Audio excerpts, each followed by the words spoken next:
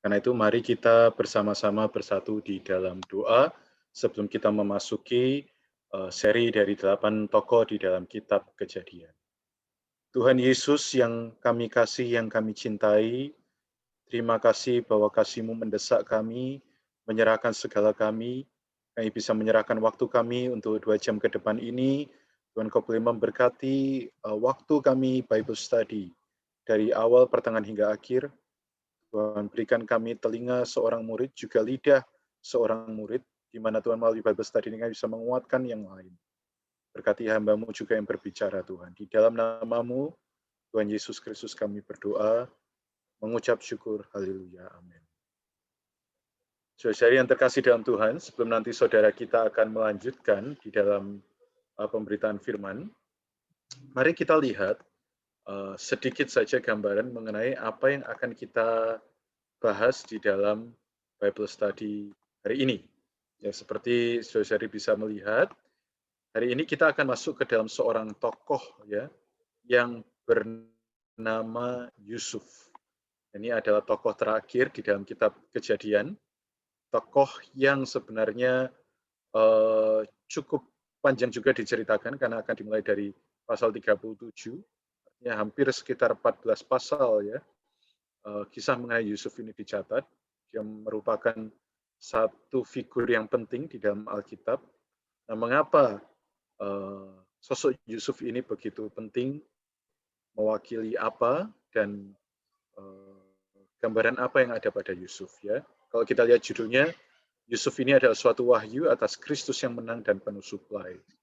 Ayatnya diambil dari Wahyu, pasal 11 ayat 15, saya bacakan.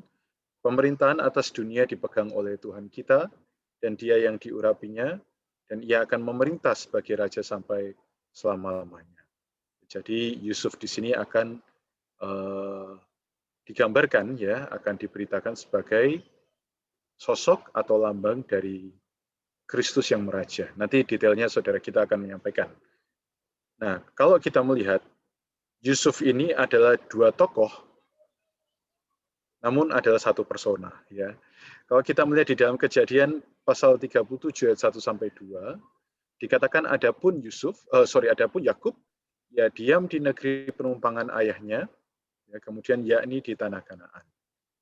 Inilah riwayat keturunan Yakub, Yusuf tatkala berumur 17 tahun, jadi masih muda, biasa menggembalakan kambing domba bersama-sama dengan saudara-saudaranya, anak-anak Bilha dan Silpa, kedua istri ayahnya. Jadi melalui Kejadian pasal 37 kita melihat bahwa Yakub dan Yusuf ini merupakan dua tokoh yang berbeda, tetapi tidak ada garis pemisah yang jelas ya.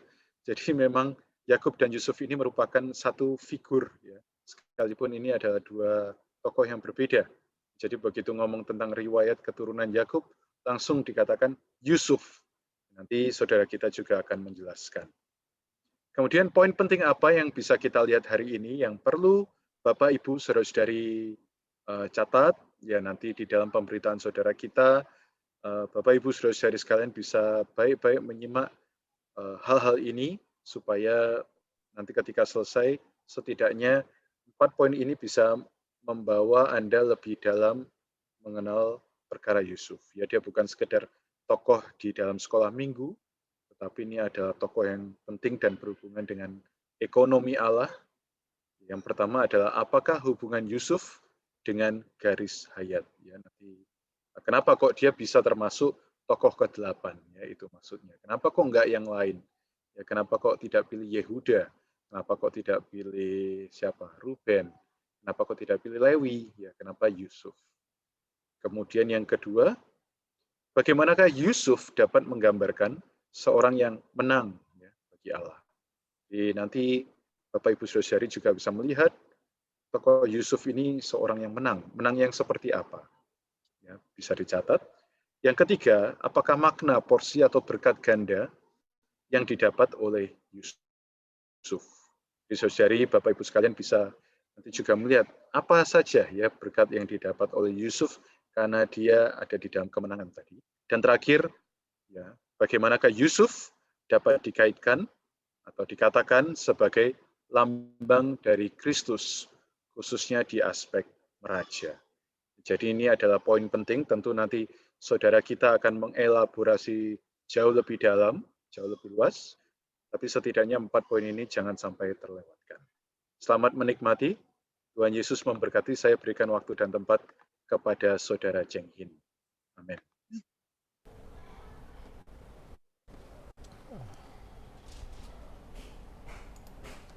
Baik, puji Tuhan. Suara saya bisa terdengar ya? Amin.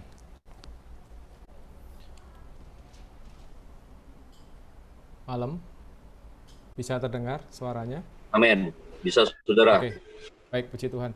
Baik, kita langsung memasuki Bible study ya. Jadi memang kita pendekatan di hari Jumat, kita berharap para peserta, Bapak Ibu sekalian, siapapun kita dengan satu spirit seperti para murid sebermula, yakni mereka bertekun di dalam pengajaran para rasul. Nah, kita tahu pengajaran para rasul itu berpusat pada Kristus sebagai segala sesuatu kita. Amin. Ya, jadi Kristus adalah pusat dari pengajaran para rasul. Dan gereja sebagai perluasan dari Kristus. Karena itu apapun yang kita bahas, kita melihat atau bisa menemukan Kristus yang terwahyukan. Nah, memang karena ini adalah penutup ya, penutup seri 8 tokoh. Kalau kita baik-baik pelajarin dari awal, sebenarnya bukan 8 tokoh yang kita bahas. Total yang sudah kita cover, termasuk malam ini ada 10 sebenarnya. Ada Habel, Set dan Enos, Henok, Metusalah, Nuh, lalu ada Abraham, Ishak, Yakub dan Yusuf. Ya, tapi memang kita bisa menemukan ada beberapa orang yang bisa menjadi satu pengalaman, ya seperti Set dan Enos, Henok dan Metusalah. Lalu khususnya malam ini kita bisa melihat bagaimana hubungan Yakub dan Yusuf. Nah, kita perlu melihat bahwa semua yang kita lihat, kita bahas selama beberapa minggu ini, tidak berasa ya, sudah lebih dari 10 minggu kita bahas, khususnya Nuh kita bahas sampai 3 minggu, karena itu membahas sebuah wahyu yang cukup penting di kisah Nuh berhubungan dengan Bahtera. Nah, kita perlu melihat bahwa semua yang kita bahas adalah sebuah warisan. Ya, kalau kita bilang di Ibrani, ada namanya jejak-jejak iman. Ya, seperti awan yang mengelilingi kita, di mana kita hari ini adalah orang yang mengikuti teladan iman. Itu kenapa di hari Jumat kita mempertimbangkan di tim yang melayani mengambil pendekatan tokoh-tokoh. Karena mereka adalah teladan iman di depan kita, di mana kita bisa dipacu untuk berlari, karena ada orang yang sudah melampaui, mendahului kita. Bagaimana kita lihat Habel, Set dan Enos dan sebagainya, karena waktu tidak saya bahas. Nah, kita masuk ke 3 tokoh terakhir sebenarnya, yaitu Abraham, Ishak dan Yakub.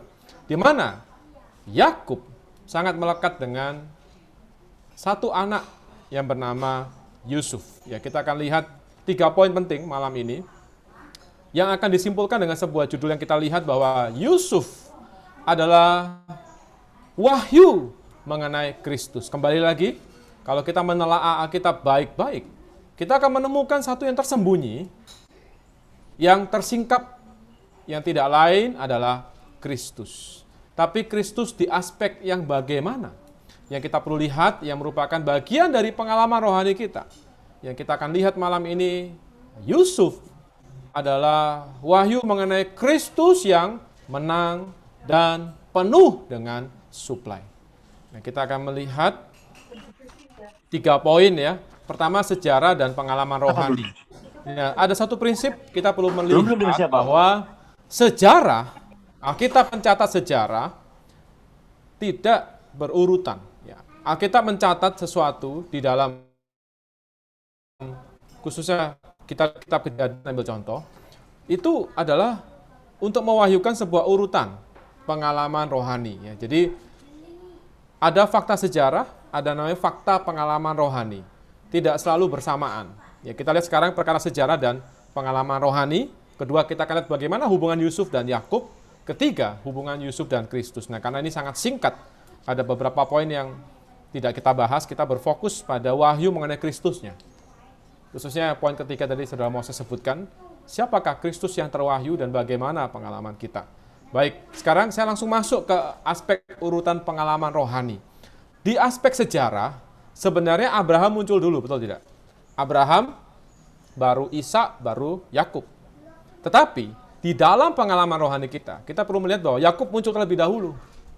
Lalu dilanjutkan dengan pengalaman Abraham, kemudian pengalaman Ishak, dan terakhir baru pengalaman Israel.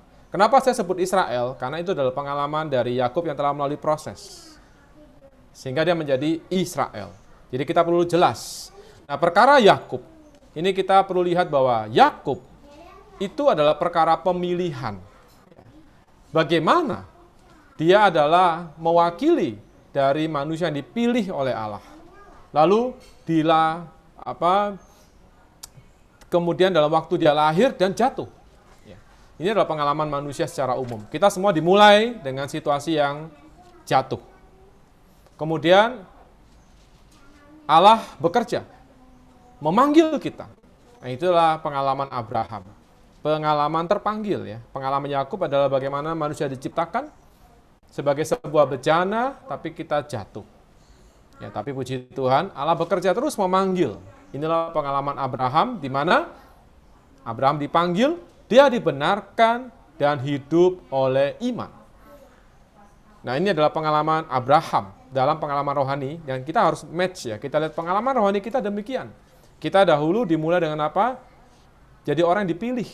Ya, kita lihat ya, di Alkitab mengatakan di Roma 9 ayat 11. Dikatakan sebab waktu anak-anak itu belum lahir dan belum melakukan apa yang baik atau yang jahat, supaya rencana Allah tentang pemilihannya diteguhkan. Jadi bicara apa? Pemilihan. Bukan berdasarkan perbuatan, tetapi berdasarkan panggilan. Kita bisa lihat ayat-ayat selanjutnya, dikatakan bahwa Tuhan mengasihi Yakub, tapi dia membenci Esau. Kok bisa? Yakub lahir aja belum, kita bahas yang lalu kan. Tapi ini bicara apa? Hak Tuhan. Dia punya hak menentukan, memilih. Kita ini hanya bejana belas kasih Tuhan. Nah, puji Tuhan bahwa kita menurut Efesus 1 ayat 4 sangat sesuai dengan pengalaman rohani kita, yaitu apa? Sebab di dalam Dia, dalam Kristus, Allah telah memilih kita sebelum dunia dijadikan. Ya, Allah telah memilih kita sebelum dunia dijadikan. Jadi kita jelas ya, bahwa Allah memilih kita. Sama seperti Allah memilih Yakub. Bahkan di dalam kandungan, Allah telah menentukan Yakub. Nah, hari ini puji Tuhan, ya, Allah telah memilih kita sebelum dunia dijadikan. Dan di dalam waktu, puji Tuhan kita terpanggil. Kita menerima Injil. Kita dibenarkan. Dan akhirnya kita menjadi orang hidup oleh iman. Di dalam pengalaman hidup oleh iman, ini bicara adalah setelah keselamatan, kita mulai menikmati apa yang Tuhan berikan buat kita. Inilah pengalaman Ishak. Nah, hidup orang Kristen nggak boleh puas hanya menjadi Abraham dalam pengalaman kita. Ya, memang kita bukan lagi di aspek pemilihan, sudah dipilih. Tidak hanya kita jatuh, tapi kita telah dipanggil, dibenarkan, dan mulai belajar hidup oleh iman.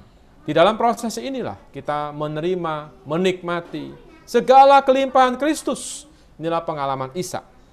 Artinya di dalam hidup rohani kita perlu punya pengalaman Ishak. Hari demi hari di atas pondasi pemilihan Tuhan, pembenaran Tuhan. Iman secara objektif yang diberikan buat kita. Kita mulai apa? Menikmati. Dalam kasih kita menerima, menikmati segala kelimpahan Kristus. Itulah pengalaman Ishak. Maka di dalam proses ini, Allah akan membawa kita mengalami proses transformasi. Itulah Yakub yang menjadi Israel. Di mana kita mulai dengan proses berjuang. Ya, berjuang, berkumul. Ingin memperebutkan sesuatu yang sebenarnya Tuhan berkenan. Yaitu apa? Merebut hak kesulungan. Tapi memang kita ini licik. Maka Allah perlu menanggulangi kita. Membuat kita apa? Dewasa di dalam Kristus. Sampai kita bisa menjadi apa? Israel. Pangeran Allah. Inilah urutan pengalaman rohani kita. Nah, sekarang kita lihat.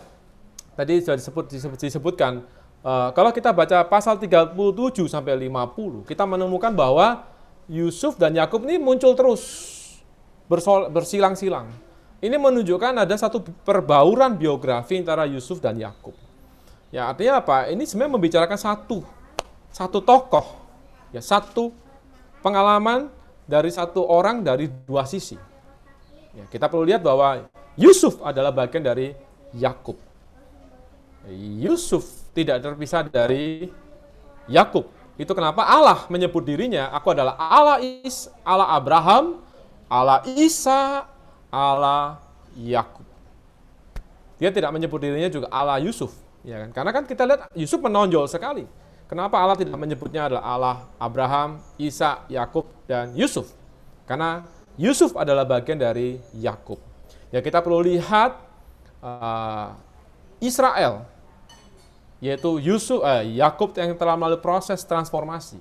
Dia mulai memiliki ekspresi Allah. Jadi Israel adalah melambangkan seorang yang telah matang melalui proses transformasi. Mulai ada ekspresi Allah. Itulah Israel. Sedangkan Yusuf adalah mewakili di sisi otoritas Allah. Ketika Israel ada, maka muncullah Yusuf. Ya, ketika ada ekspresi Allah, maka muncullah otoritas Allah. Itu kenapa kita bisa melihat bersamaan Yakub yang telah matang. Yakub yang telah menjadi Israel yang bisa memberkati Fir'aun. Artinya dia lebih tinggi daripada Fir'aun. Ini bicara apa? Ekspresi.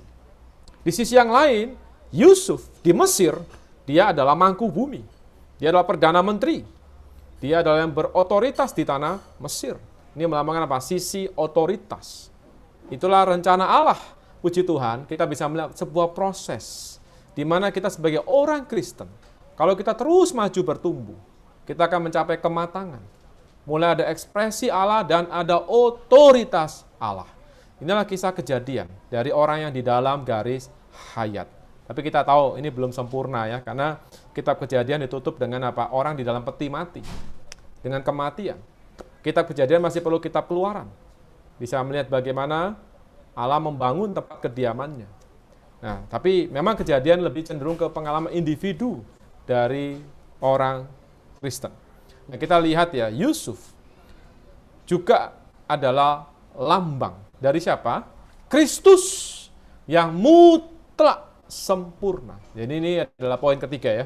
Jadi poin kedua, Yusuf dan Yakub adalah satu portret, sebuah gambar dari kematangan rohani.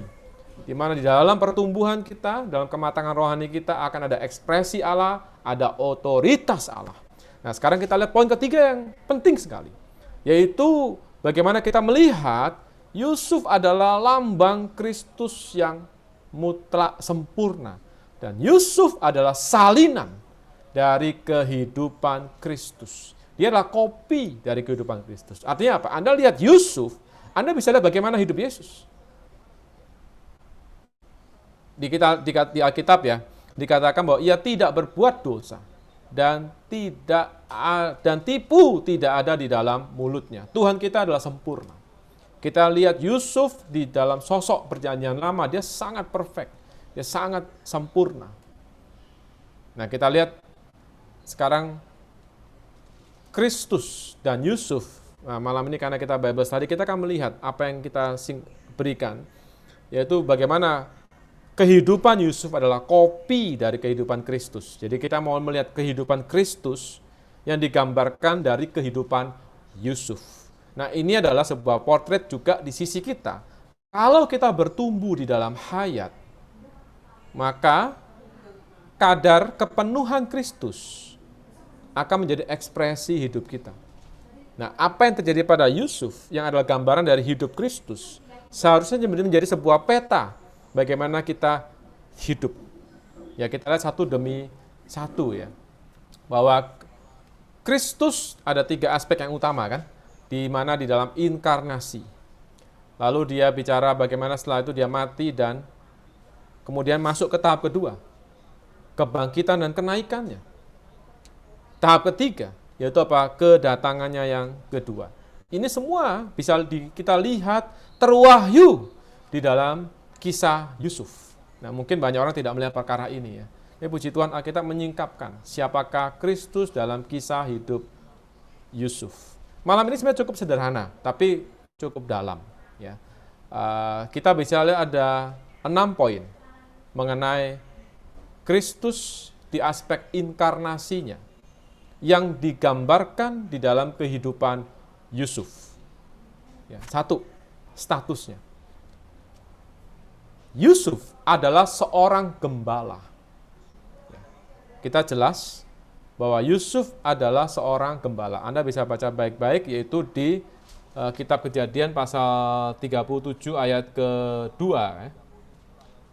Dikatakan di sana bahwa Yusuf, ketika dia berusia 17 tahun,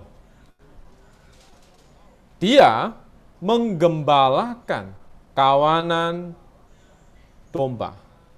Ya, bukan cuma statusnya gembala, tapi dia adalah orang yang menggembalakan kawanan domba. Jadi kita tahu bahwa Yusuf adalah seorang gembala kambing domba. Nah, kita lihat Tuhan kita bagaimana. Tuhan kita, kita tahu ketika dia datang di Yohanes 10 dikatakan, aku adalah gembala yang baik. Aku datang supaya mereka memiliki hidup atau hayat kekal dan memilikinya di dalam segala kelimpahan. Dan dia mengatakan bahwa gembala yang baik memberikan nyawanya bagi domba-dombanya. Jadi kita lihat match status Tuhan dan status Yusuf. Dia adalah seorang gembala. Dan kita lihat bahwa orang yang matang, orang yang bisa meraja, haruslah orang yang menggembalakan. Jadi kita perlu jelas bahwa status gembala itu adalah syarat untuk menjadi orang yang berkuasa atau meraja. Ya, kalau kita lihat masalah pemenang ya, di sini tidak ada, Anda boleh catat sendiri, yaitu Wahyu pasal 12 ayat 5. Ya. Bahwa kita senang ya, rindu. Wah, aku ingin jadi anak laki-laki ya. Benar nggak? Di Alkitab dikatakan di Wahyu pasal 12 terjadi suatu pengangkatan. Yaitu apa? Kisah pengangkatan di akhir zaman, di mana ada anak laki-laki dilahirkan dari seorang perempuan, dan dia diangkat ke tahta Allah. Nah, Anda perhatikan bahwa di ayat 5 di Wahyu dikatakan bahwa maka ia melahirkan seorang anak laki-laki yang akan menggembalakan semua bangsa dengan gada besi. Tiba-tiba anaknya itu dirampas, dibawa lari kepada Allah dan ke tahtanya. Nah, Anda perhatikan baik-baik ya, bahwa si anak laki-laki kita tahu, sudah pernah kita bahas juga di seri kedatangan Tuhan, bahwa ini melambangkan para pemenang. Para pemenang, ternyata pekerjaannya apa? Dia itu diangkat sebelum apa? Masa kesusahan besar. Ini adalah bagian dari pemenang yang mula-mula. Mereka yang martir bagi Tuhan. Nah, ternyata pekerjaan mereka kelak sebagai pemenang adalah menggembalakan semua bangsa. Nah, artinya apa? Bahwa kita kelak, kalau mau meraja bersama dengan Kristus, kita lihat hidup kita. Kita sudah mulai nggak menggembalakan orang. Nah, ciri dari seorang raja di dalam Alkitab adalah seorang gembala. Gembala adalah bicara orang yang memperhatikan kawanan domba. Memperhatikan yang lain. Lalu dia adalah orang yang rela menyerahkan nyawanya bagi domba-dombanya. Inilah para pemenang. Mereka tidak mengasihi nyawa mereka, bahkan sampai maut. Nah, mereka adalah orang yang menang. Kenapa? Darah anak domba. Nah, kita perlu jelas perkara ini. Ini jadi beban saya malam ini ya. Kalau kita lihat kisah ini, mungkin kita bisa nangkap, oh oke. Dapat kebenarannya, dapat mungkin doktrinnya, pengetahuannya. Tapi bebannya apa? Beban dari kisah Yusuf, kita akan lihat pada puncaknya ya, bahwa kita harus punya kedambaan. Tuhan, aku rindu Tuhan, mau menjadi pemenang. Aku ingin meraja bersama dengan Tuhan. Ya, kita punya kerinduan ini, baik sekali. Tapi kita perlu juga menyadari untuk menjadi seorang pemenang, maka kita perlu bertumbuh. Sampai apa? Kadar Tuhan Sang Gembala tersusun ke dalam kita. Ya, kita lihat aja, Bapak Ibu sekalian, mau tahu nggak kita ini mulai dewasa atau tidak? Lihat aja. Ada nggak mulai kita memperhatikan orang lain? Ya, kita lihat aja statusnya gembala. Oke, kita lanjutkan. Di poin kedua, sebagai gembala, apa yang Tuhan kerjakan? Dia melayani saudara-saudaranya. Itu kenapa kisah ini dimulai dari ayat 12. Yaitu ketika ayahnya, Israel ini di ayat 13, meminta, tolong dong Yusuf, kamu pergi kepada saudara-saudaramu. Di sana bukan Yusuf yang berinisiatif pergi menghampiri saudara-saudaranya. Dia juga punya domba pengembalaan dia sendiri kan. Tetapi dia karena diutus oleh bapaknya, maka dia ya meninggalkan statusnya, kenyamanannya. Dia di rumah bapaknya enak, dia adalah anak kesayangan. Ya memang ini satu poin lagi ya. Yakub atau Israel di waktu itu belum sepenuhnya titik puncaknya ya. Itu dia masih ada pilih kasih. Maka Allah perlu sejangka waktu harus menggarap lagi. Sampai Yakub benar-benar menjadi Israel di dalam kenyataan, bukan cuma status nama. Ya, kita ini Israel dalam status nama kita. Tapi dalam pengalaman kita masih belum. Seringkali kita masih perlu penanggulangan demi penanggulangan. Tapi di sisi yang lain, kita lihat bagaimana Tuhan yang digambarkan oleh Yusuf adalah seperti sang putra yang dikatakan apa? Yohanes 6 ayat 38 ya. Nah, kita mengatakan bagaimana? Yaitu, aku telah turun dari surga. Sama seperti Yusuf pergi kepada saudara-saudaranya. Untuk apa? Bukan untuk melakukan kehendakku, tetapi untuk melakukan kehendak Dia yang mengutus aku. Jadi jelas sekali di sana bahwa Yusuf menghampiri saudara-saudaranya bukan karena iseng, pengen tahu saudaraku ngapain, enggak. Tapi karena diutus oleh Bapaknya. Ini adalah gambaran Tuhan kita Yesus. Ya, dia rela datang menghampiri saudara-saudara dia. Nah, kita tahu Yesus kita adalah yang dikasihi oleh Bapa. Sama seperti Yusuf di poin kedua. Yaitu apa? Dia adalah dikasihi oleh Bapaknya. Bapaknya sangat mengasihi Yusuf. Sama seperti Alkitab mengatakan di Matius 3:17. Ketika Yesus dibaptis, ada pernyataan dari surga. Inilah anakku yang kukasihi, kepadanya lah aku berkenan. Nah, di sana ada perkenan Bapak. Bapak menyatakan bahwa ini anak yang kukasihi. Betul nggak? Kita lihat ya, sama ya. Ini seperti cermin aja, cermin. Kita lihat Yusuf, kita lihat Yesus. Di sisi kita bagaimana Yesus adalah sang gembala. Dia adalah sang yang dikasihi oleh Bapak. Ketiga, dia adalah Allah yang datang ke dunia, menurut Filipi pasal 2. Dia itu rela mengosongkan dirinya, menjadi seorang manusia, yang mengambil rupa seorang hamba. Itu apa? Bukan karena kehendaknya, tapi karena kehendak Bapa. Nah, puji Tuhan. Nah, saya sambil cerita ini, Bapak Ibu sekalian, kita perlu melihat kita sudah sampai di mana. Karena apa yang terjadi pada Yesus seharusnya adalah gambaran dengan apa yang terjadi pada kita. Ya, bagaimana Yusuf menjadi sebuah pictures, gambar, dan realitasnya adalah Yesus ketika dia hidup kita lihat, dan dalam pengalamannya kita sedang menuju ke sana. Ya kan? Kita ini sedang menuju kemana? Titik kedatangan Tuhan. Kelak kita akan meraja bersama dengan Tuhan.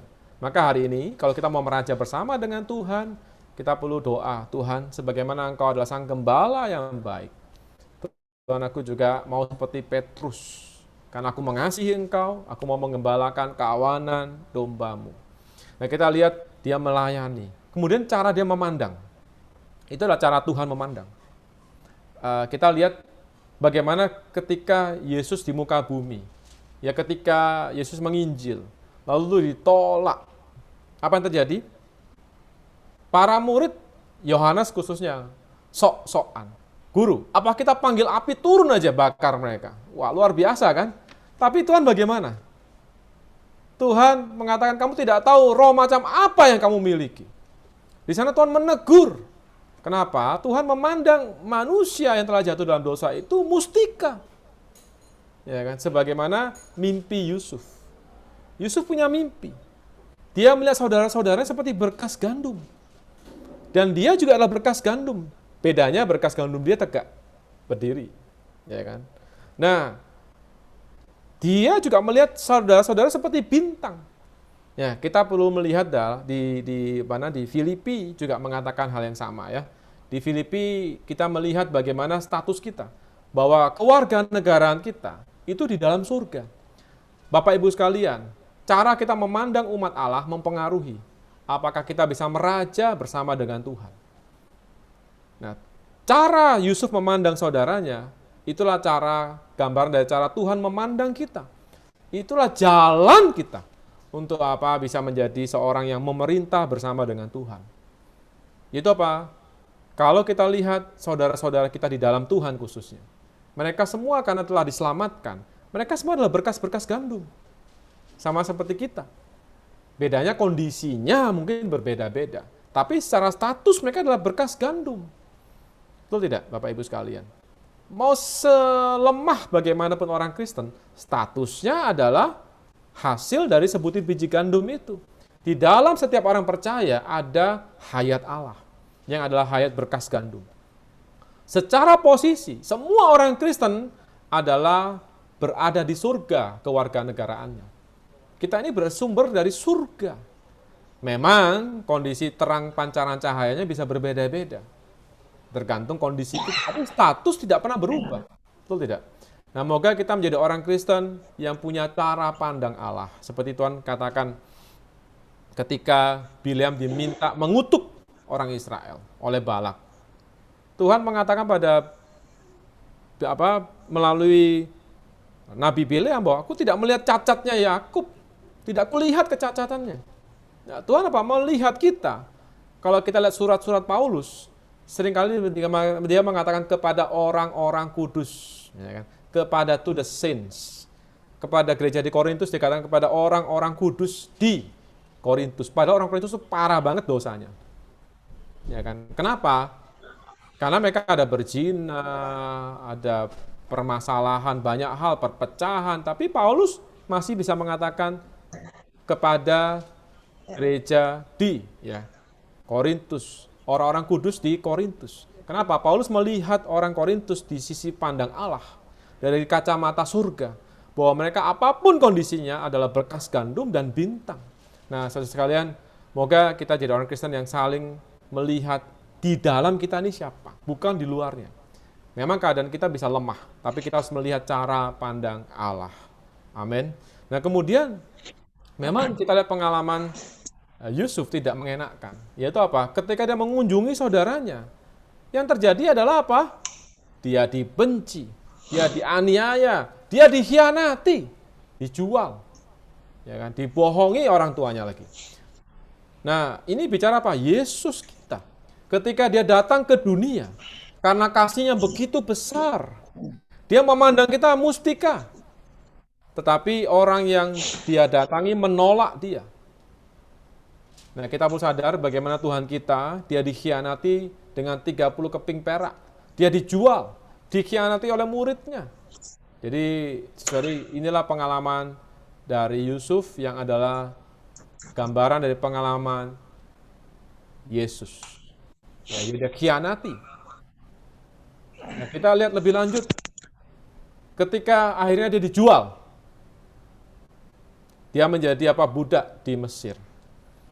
Dia menjadi budaknya Potifar. Difitnah. Kenapa dia tidak mau berselingkuh? Dia orang lurus. Nah, akibatnya dia dicampakkan ke dalam penjara. Ini adalah gambaran dari apa? Tuhan kita. Bagaimana Tuhan dicampakkan ke dalam penjara maut bersama dua penjahat. Inilah gambaran Yesus kan. Ketika Yesus di atas kayu salib, dia ditaruh di sebelah kanan dan di sebelah kiri. Di sebelah kanannya penjahat, kirinya penjahat. Ketika Yusuf di penjara, satu ketika ada dua pegawai Firaun yang juga bersalah dimasukin penjara bersama dengan Yusuf. Yang menarik adalah yang satunya diangkat kembali juru minum.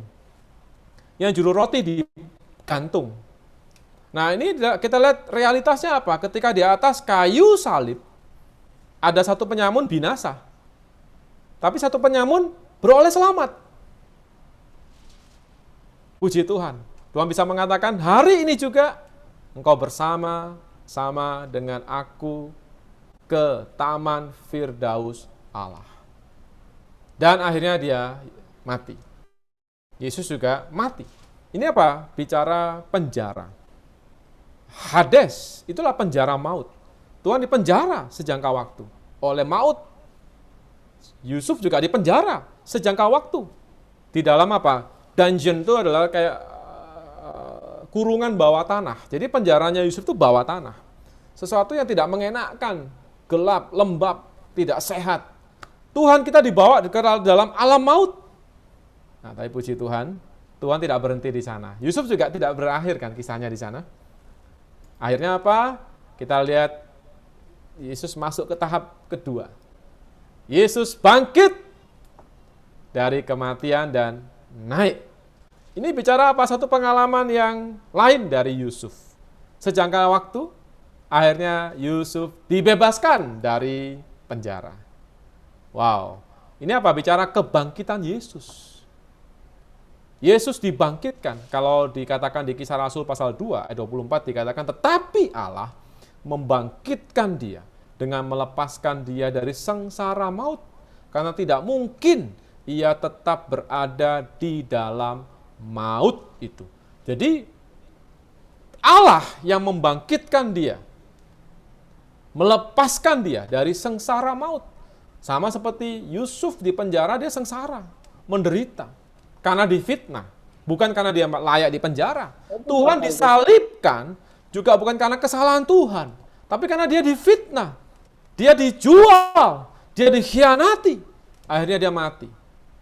Dia di penjara maut, tapi Allah berkenan pada Yesus. Sehingga Allah membangkitkan dia. Dengan apa? Melepaskan dia dari sengsara maut. Itulah gambaran dari Yusuf. Dia dikeluarkan dari penjara. Dan inilah titik naiknya Yusuf. Tidak hanya dikeluarkan dari penjara, dan dia didudukkan di tahta. Amin enggak?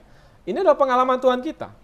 Ya, ketika dia bertemu para murid di Matius 28, sebelum dia mengatakan, pergilah, jadikanlah semua bangsa muridku, dia mengatakan apa? Segala kuasa di surga maupun di bumi telah diberikan kepadaku.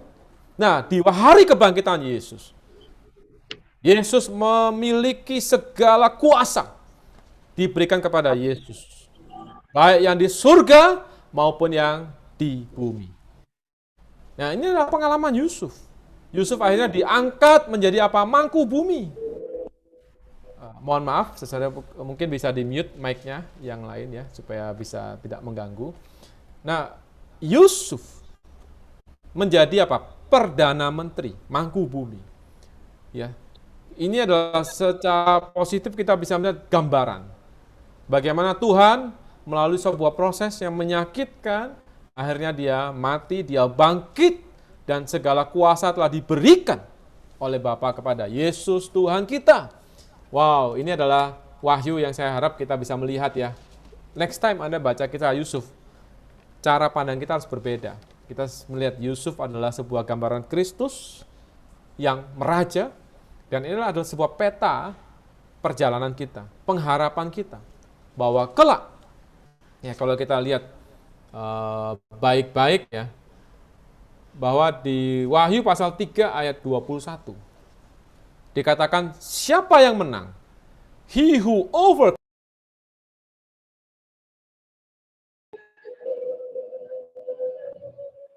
Suara saya sempat hilang ya?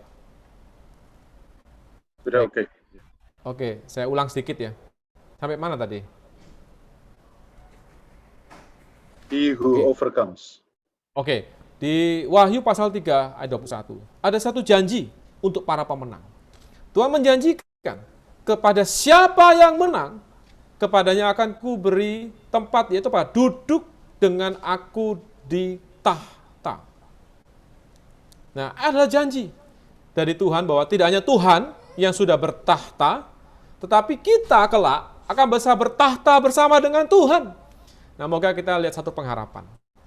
Ketika kita bertumbuh matang di dalam hayat, dewasa di dalam Kristus, maka di titik itu kita bisa memikul sebuah otoritas.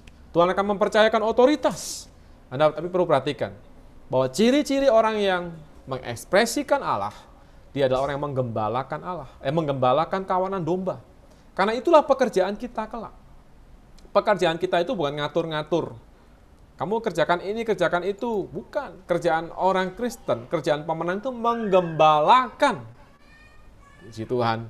Ya, karena itu kita lihat ya, ketika Yusuf duduk di tahta, apa yang terjadi? Dia menerima kemuliaan dan anugerah. Jadi segala kemuliaan telah diberikan pada Yusuf.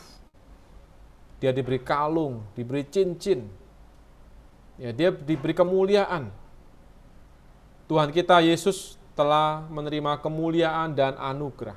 Nah, puji Tuhan, Tuhan kita adalah Tuhan yang bertahta. Segala kemuliaan telah diberikan buat Dia. Nah, moga kita bisa melihat ya, bahwa menurut Ibrani ya, pasal 2, ayat 9, dikatakan, tetapi kita melihat Yesus, yang sementara waktu dibuat lebih rendah dari malaikat-malaikat. Kenapa Dia menderita penderitaan maut? Sekarang, Dia telah dimahkotai dengan kemuliaan, kehormatan. Wow, Dia telah dimahkotai dengan kemuliaan dan kehormatan. Puji Tuhan. Inilah seorang yang duduk di tahta. Dia menerima kemuliaan dan kehormatan. Nah, ini adalah satu pengharapan buat kita, orang Kristen, bahwa kita ini kelak akan meraja bersama dengan Tuhan. Nah, moga kita ada kedambaan, aspirasi ya untuk terus bertumbuh. Dan sebagai orang duduk di tahta, apa yang dia kerjakan? Yusuf dalam kisah, kita tahu bahwa dia duduk di tahta. Karena ada satu mimpi dari Fir'aun. Dan Yusuf bisa menafsirkan mimpi itu bahwa akan terjadi kelaparan yang melanda seluruh dunia. Dan akhirnya Yusuf diangkat untuk membereskan masalah itu.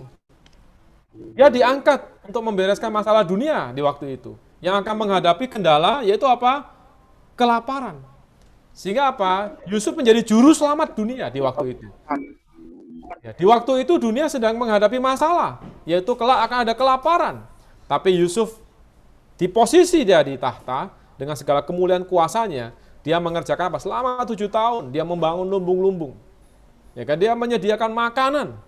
Nah, hari ini puji Tuhan, bahwa Allah di dalam Kristus telah menyediakan buat kita apa? Segala kekayaan rohani dari surga buat kita. Di dalam Kristus terkandung seluruh harta surgawi. Nah, puji Tuhan, hari ini kita perlu sadar bahwa Tuhan kita menjadi orang yang duduk di tahta bukan hanya untuk merintah-merintah, tapi apa? Untuk menjadi gembala yang memberikan makan. Dia menjadi juru selamat dunia yang kelaparan. Hari ini dunia itu adalah dunia yang penuh dengan kelaparan. Ya. Dunia hari ini perlu siapa? Perlu Kristus. Perlu Tuhan, sang sumber mata air hayat, sang roti hayat. Ya, di dalam Kristus kita bisa melihat contoh pengalaman, yaitu ketika Yesus datang ke dunia. Ada banyak orang mengikut Yesus. Kita tahu bahwa semua akhirnya kelaparan, tidak punya makanan. Di sanalah terjadi mujizat, di mana Tuhan mengubah 5 roti dan 2 ikan untuk mencukupi 5.000 orang laki-laki, belum termasuk perempuan dan anak-anak. Semua tercukupi, bahkan tersisa 12 bakul. Itu melambangkan apa? Tuhan adalah sumber suplai. Dia juru selamat dunia. Dia penunjang hayat. Karena keperluan manusia sejati adalah roti hayat. Ya, kita tahu bahwa Tuhan datang itu sebagai apa? Sebagai roti hayat. Dia datang di Yohanes 6, dikatakan, aku adalah roti yang turun dari surga, supaya semua orang makan dan tidak mati. Nah, ini bicara apa? Keselamatan. Tuhan datang untuk memberikan hidup yang kekal. Caranya apa? Dia tidak hanya mati membereskan masalah kita terhadap Allah, tapi dia datang sebagai roti untuk kita makan, kita nikmati. Tuhan katakan, aku adalah roti hidup yang turun dari surga. Siapa yang makan roti ini, dia akan hidup sampai selama-lamanya. Di waktu itu banyak orang akan mati kelaparan. Hari ini kita tahu bahwa Efesus mengatakan bahwa dahulu kamu hidup tanpa Allah di dalam dunia. Tidak termasuk kewargaan Israel, tanpa pengharapan. Ya, di waktu itu, saudara-saudara Yusuf juga menghadapi situasi yang sama.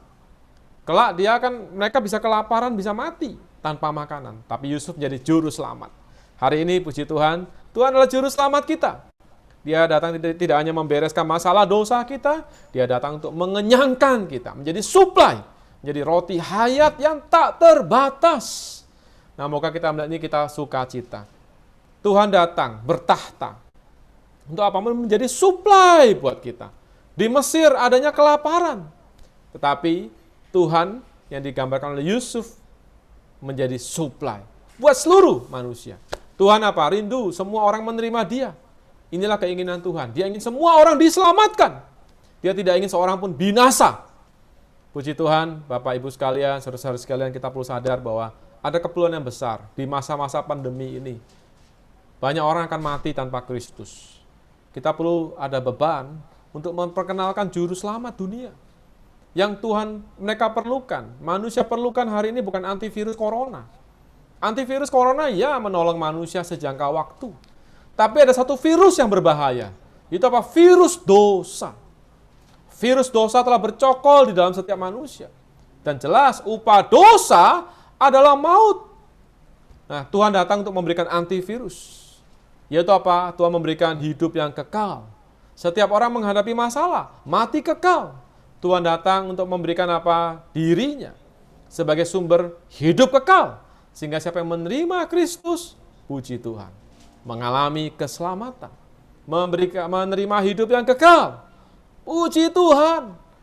Moga kita menerima beban ini. Sebagai orang Kristen, orang yang telah diselamatkan Tuhan, mari Bapak Ibu sekalian, kita perlu memperkenalkan juru selamat kita. Di tengah situasi pandemi corona ini, banyak orang lapar, termasuk orang Kristen juga lapar. Ya, kita perlu apa? Memperhatikan kebutuhan orang lain. Kita bisa men-sharingkan firman Tuhan. Yang adalah roti hidup, bisa mengajak orang ikut Bible study. Dalam kelompok membaca firman. Ini adalah cara apa? Supaya orang bisa mengalami sang juru selamat. Dan kita lihat berikutnya lagi. Ya, poin keempat adalah bicara sebuah storage. Sebuah harta surgawi. Seperti Yusuf menyediakan lumbung-lumbung yang siap dibagikan. Hari ini di dalam Kristus, menurut Kolose, ya, kita telah diberi satu bagian. Di Kolose 1 ayat 12 ya, dikatakan kita perlu mengucap syukur kepada Allah. Ya, telah memberikan kita apa? Satu bagian. Yaitu apa? Kristus. Satu bagian itu seperti tanah permai yang Allah janjikan kepada orang Israel ketika dia keluar dari Mesir. Nah, hari ini puji Tuhan bahwa Tuhan adalah harta surgawi. Ketika kita diselamatkan, ya kita harus berucap syukur pada Bapa. Kenapa? Dia memberikan kita kualifikasi, melayakkan kita mendapatkan bagian tanah, yaitu bagian orang kudus di dalam terang. Inilah bagian di dalam kerajaan Allah, itu Kristus menjadi bagian kita. Kristus menjadi warisan kita. Kristus menjadi supply kita yang tak terbatas. Betul tidak Bapak Ibu? Ketika kita percaya pada Yesus, dikatakan di dalam hati kita akan ada mata air yang mengalir sampai kepada hidup yang kekal. Tuhan memberikan keselamatan kekal. Tuhan juga di luar kita memberikan apa? Roti hayat, yaitu firman Tuhan. Sehingga siapa yang makan dia akan hidup. Hari ini dalam pengalaman kita, hari demi hari kita perlu diselamatkan dari apa? Stres. Diselamatkan dari situasi yang menekan. Diselamatkan dari putus asa. Dengan cara apa? Menikmati Tuhan sebagai supply. Nah, sekarang masuk poin kelima. Di poin kelima kita melihat apa? Poin kelima, kita melihat bagaimana akhirnya Yusuf ya, menikah dengan imam, anak imam di Mesir. Ini melambangkan apa? Bagaimana Kristus ya, mengambil orang kafir sebagai istrinya. Kita ini adalah orang kafir. Kita ini tidak termasuk kewargaan Israel. Betul enggak? Tapi Tuhan mau mengambil kita menjadi istrinya. Saya rasa ini yang sangat sering kita pakai, tidak asing bagi kita. Status kita di hadapan Tuhan sebagai apa? Mempelai. Mempelai Tuhan itu bukan orang yang layak sebenarnya. Mempelai Tuhan itu seperti digambarkan oleh kisah dari Yusuf. Ya. Istrinya di Kejadian 41-45 ya, dikatakan bahwa Fir'aun memanggil Yusuf namanya Zafenath-Faneah. Lalu dikatakan dia memberikan Asenat, anak dari Potifera, imam di On, menjadi istrinya. Nah, ini melambangkan apa? Bapa, ya, memberikan apa? Kita sebagai apa? Pasangan Kristus. Nah, kata Zavenat Fanea itu bahasanya artinya adalah juru selamat dunia, penopang kehidupan, atau penyingkap wahyu. Wah, itu namanya Yusuf nggak sembarangan loh. Yusuf diberi nama Zavena Fanea. Artinya engkau adalah juru selamat dunia. Engkau adalah penopang kehidupan. Engkau adalah penyingkap wahyu. Betul tidak? Yesus, ketika kita menyebut nama Yesus, oh Tuhan Yesus. Oh Tuhan Yesus. Kita perlu sadar nama Yesus mewahyukan Allah, Yehova, Juru Selamat. Dahulu, nama Yusuf menjadi Zavena Vaneah. Hari ini, Yehova Allah kita ketika berinkarnasi, dia menjadi Yesus, Yehova, Juru Selamat.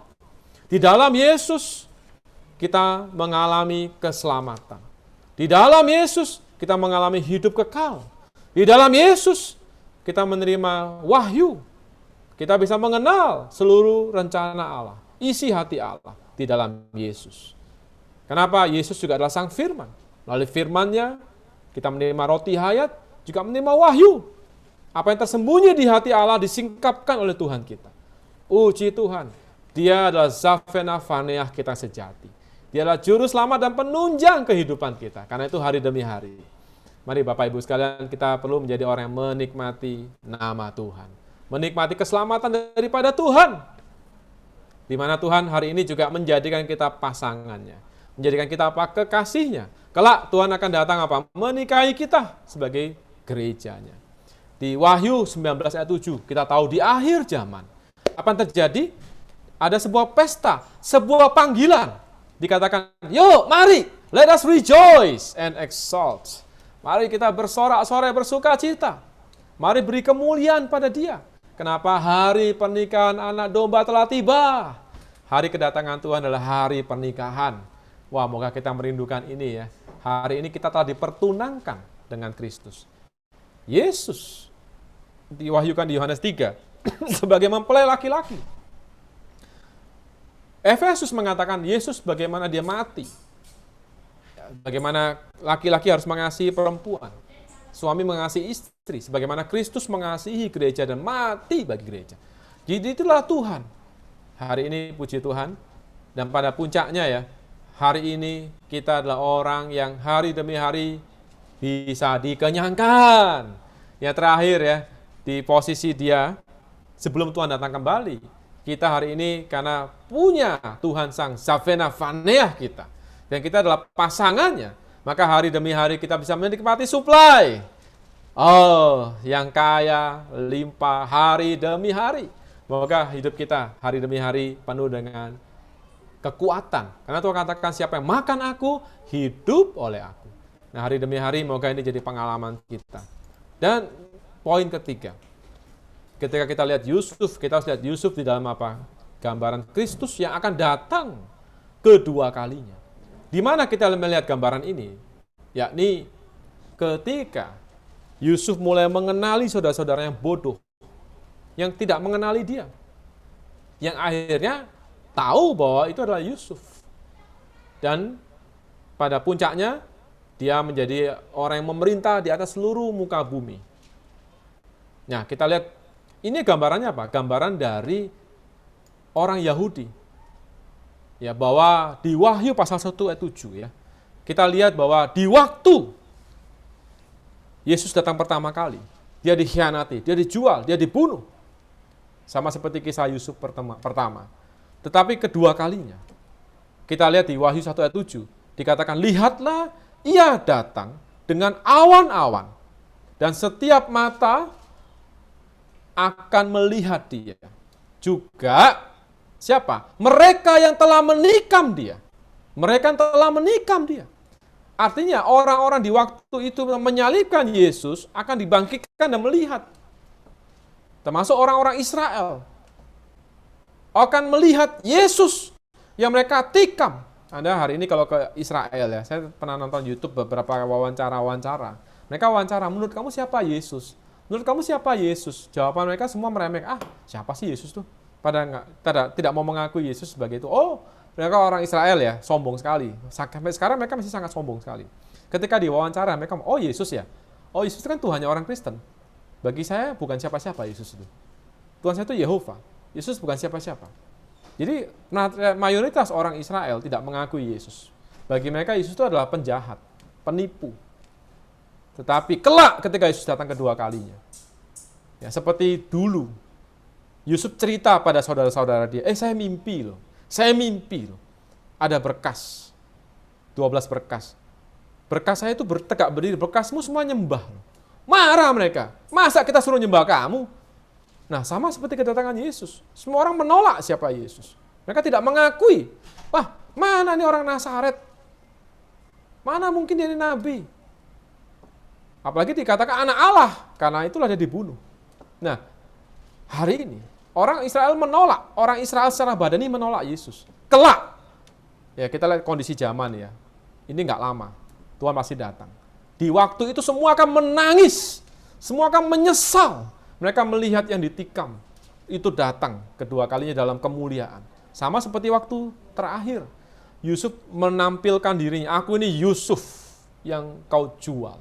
Wah, semua ketakutan, semua menundukkan kepala, semua menghormati. Kenapa? Mereka menyadari ini adalah bukan sembarangan orang. Ini adalah penguasa besar. Dalam rasa takut. Nah, kelak orang Israel akan tunduk. Nah, puji Tuhan, hari ini moga kita lihat ada satu wahyu mengenai kedatangan Tuhan yang kedua kalinya. Inilah kisah ketika saudara-saudara Yusuf bertemu dengan Yusuf di masa-masa kesusahan. Di masa-masa Yusuf memerintah. Dan pada puncaknya kita lihat bagaimana Yusuf memerintah seperti Wahyu pasal 11. Lalu malaikat yang ketujuh meniup sangkakala. Ini adalah bicara di akhir masa kesusahan besar. Dikatakan terdengar suara dengan nyaring. Pemerintahan atas dunia dipegang oleh Tuhan kita dan yang diurapinya. Dan ia akan memerintah sebagai raja sampai selama-lamanya. Wow, itulah Yusuf. Itulah Kristus, itulah nasib kita. Kalau hari ini kita baik-baik bersatu dengan Kristus Sang Raja.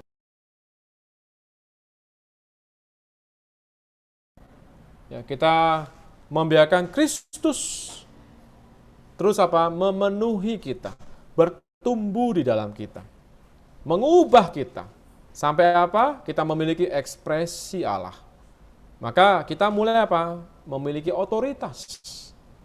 Otoritas di sini bukan otoritas otoriter, tapi otoritas untuk memberikan makan, menggembalakan. Anda perlu sadar ya, ada sebuah prinsip. Otoritas itu muncul dari supply.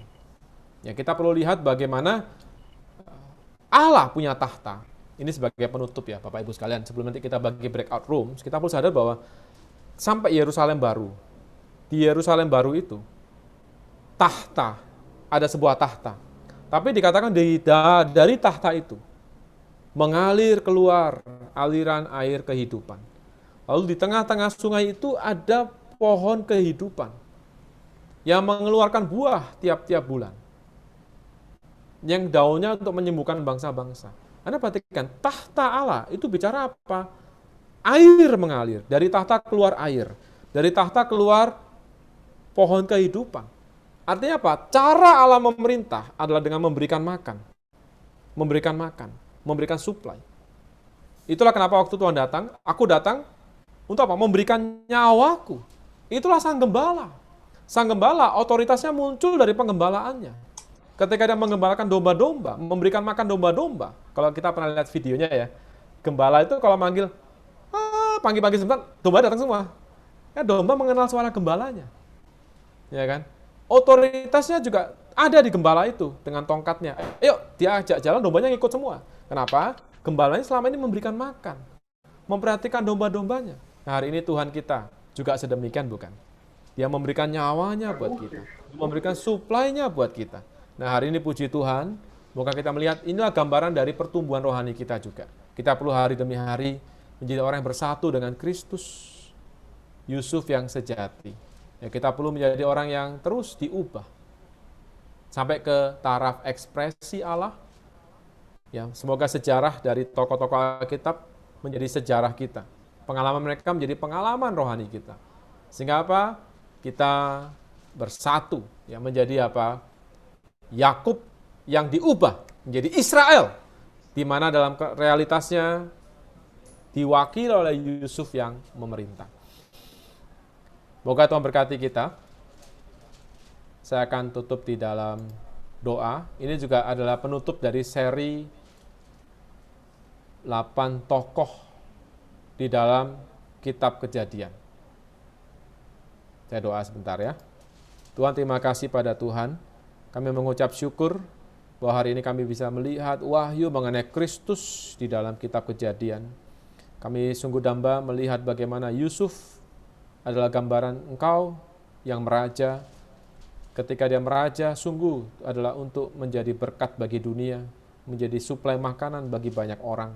Tuhan, kami sungguh damba, Tuhan Kau segera datang kembali. Tuhan, di tengah situasi pandemi, situasi yang begitu makin hari makin sulit, Tuhan, kami percaya Kau ingin segera datang kembali. Kau akan datang sebagai Raja yang adil, yang benar. Kau akan datang untuk menggembalakan bangsa-bangsa. Tuhan, terima kasih Kau akan menjadi sumber suplai bagi seluruh manusia. Karena itu Tuhan, kami doa, Tuhan segeralah datang kembali.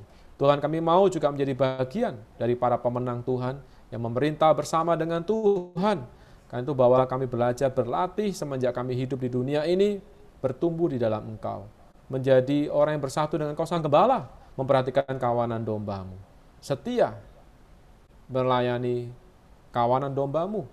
Tuhan, karena itu bawalah kami hari demi hari juga menjadi orang dipenuhi oleh Tuhan. Dipenuhi pengalaman akan Tuhan. Sehingga kami juga bisa bersatu dengan Tuhan, menggembalakan kawanan domba Tuhan. Tuhan Yesus, terima kasih. Ubahlah kami, transformasi kami. Tuhan, kami mau terus meraja hari demi hari di dalam Engkau. Terima kasih Tuhan Yesus, kami doa di dalam nama-Mu. Amin. Puji Tuhan. Baik,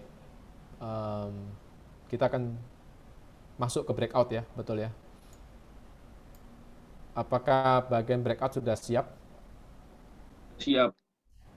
Sudah siap ya. Baik, sebelum breakout, kalau ada pengumuman mungkin kita akan langsung umumkan.